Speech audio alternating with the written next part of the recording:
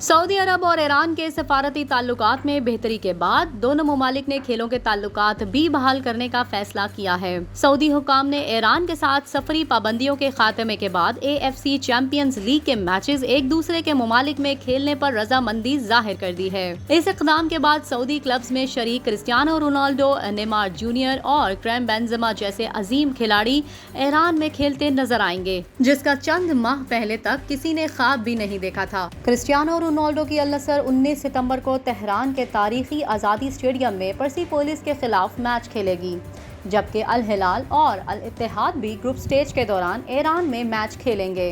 रोशन Saudi league में Ronaldo की अल नसर club 5वें से 6ठे नंबर पर पहुंच गई। लीग के 5वें राउंड के इख्तिताम पर अल हिलाल ने अल इत्तेहाद से नंबर 1 पोजीशन छीन ली। अल हिलाल और अल ताउन 13-13 पॉइंट्स के साथ बिलतरतीब पहले और दूसरे नंबर पर हैं, जबकि अल इत्तेहाद और अल अहली का गोल औसत के बिना पर तीसरा और चौथा नंबर है।